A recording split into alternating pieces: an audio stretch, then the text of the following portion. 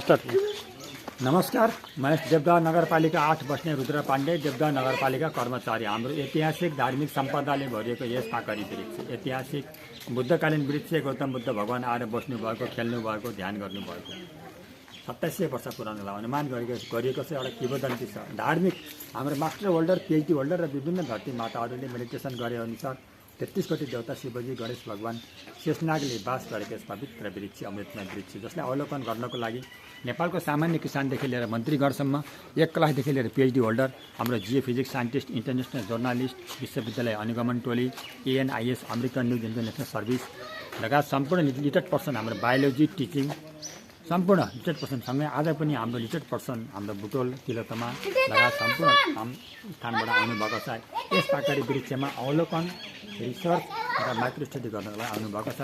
उहाँहरूलाई फेरि पनि हिँडेदेखि अभिवादन गर्न चाहन्छु सम्पूर्णलाई। यस पाकरी वृक्षमा, पवित्र वृक्षमा हाम्रो 96 फिट उचाइ, 82 फिट फ्याट, 500 फिट आँगा फैलिएको, सधैँभरि हरियो भइराख्ने, कहिले उजाड नहुने, गिद्ध, चिल, बाज बकुल्ला नबस्ने, गुण नलाउने, प्रशस्त अक्सिजन भएको र सकारात्मक ऊर्जा भएको, हाम्रो skin cancer, skin disease, hyper tension, depression, frustration र क्रोनिक डिजिजहरूलाई निवारण गर्न मद्दत गर्ने वृक्ष भएको हुँदाखेरि हाम्रो नगरपालिका, टोल सुधार समिति, वार्ड प्रतिनिधि, लुम्बिनी, यहाँका लिटेड पर्सनसँग आज पनि हाम्रो लिटेड पर्सन जोडिनु भयो। सम्पूर्णको एउटै आवाज छ। हाम्रो गौतम बुद्ध मेडिटेसन सेन्टर भन्ने हाम्रो प्लानिङ छ। उतापट्टि हाम्रो होमस्टे, म्युजियम र ग्रिनरी प्लेस भन्ने हाम्रो प्लानिङ छ।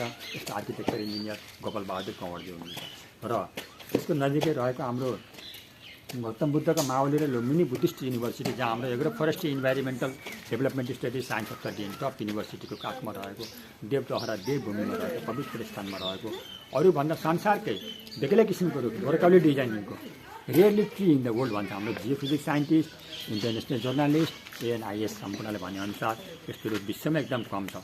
अलिकति हाम्रो पोलिटिकल स्प्यान थोरै कमजोर भएको हुँदाखेरि थोरै ओझेलमा परेको छ। तर हाम्रो आलोचना कसैलाई पनि गरिँदैन। हामी आफैबाट सुरुवात गर्नुपर्छ परिवर्तनको लागि। र यस्तो किसिमको रुख, फुल अफ नेचुरल ब्युटी, एसियाको लार्जेस्ट होइन world.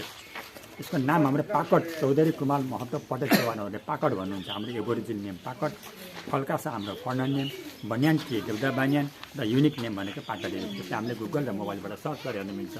The birth place of lord Buddha, Lumbini development trust, old heritage site pakadi tree भन्ने।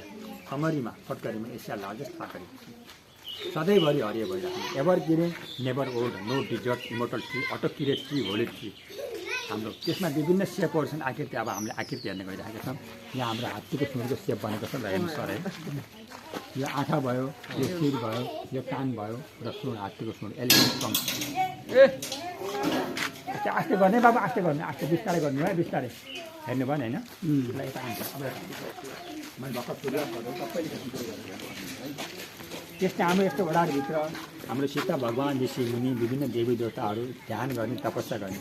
यस्तै सन्दर्भमा फेदबाट विस्फोट भएर हाम्रो गणेश भगवानको सुनको आकृति बन्नुभएको छ तलपट्टि। यो तल होइन यो? हजुर हजुर सर, हजुर हजुर। आफै विस्फोट भएर हामीले कुनै मूर्ति सुर्ति बनाएर राखेको छैन, जस्तो त्यही हाम्रो यथार्थ अटो क्रिएट यहाँ आफै उत्पत्ति भएको विषयवस्तुलाई हामीले देखाइन्छ। हामीले कुनै बढाइ चढाइ गरिन्छ त्यसको जस्तो त्यो युनिभर्सल ट्रुथ, हिरो सत्य कुरा देखाइन्छ।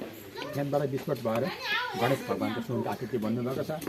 माथिपट्टि त्यहाँ यतापट्टि कुनामा नाकको आकृति बन्नुभएको छ। यस्तो भएर पनि यता आकृति छ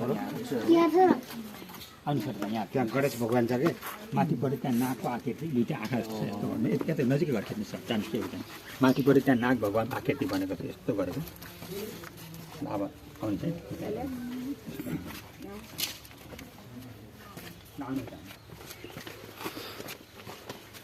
देखिएन।